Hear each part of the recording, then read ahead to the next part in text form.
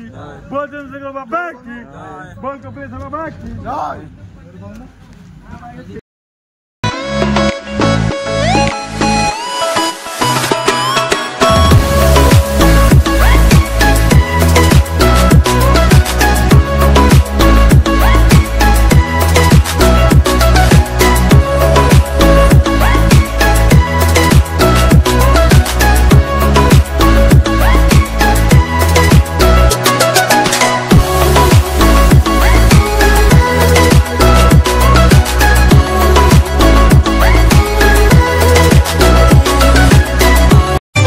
शरण कूल जीवा देखिबा लड़ू बाबा संसार माया जेते मनरू भूली जीवा कली रे कृपाकारी करुणा पड़े झरी तांको कृपारू जीवा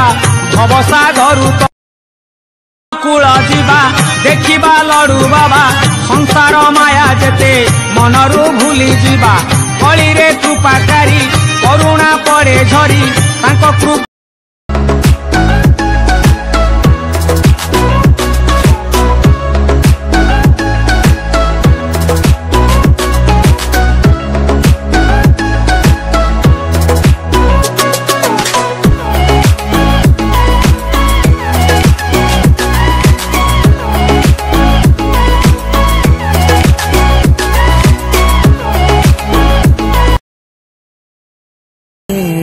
शैल प्रबल मत बारण प्रबल मत बारण मोआरत नलिनी बनकु कर दलन आहे नील शैल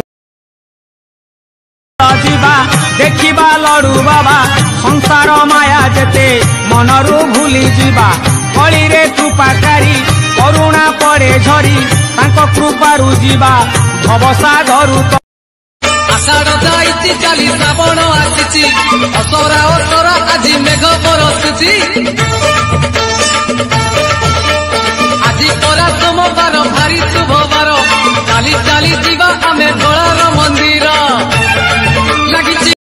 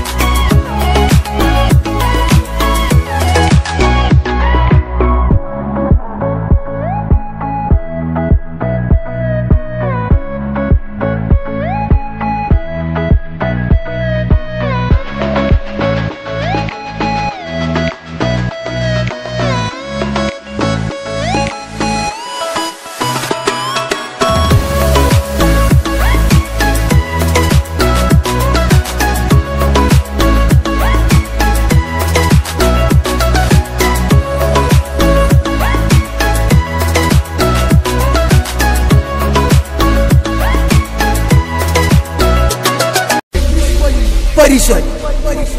बजरंग दल इचलकरंजी बजरंग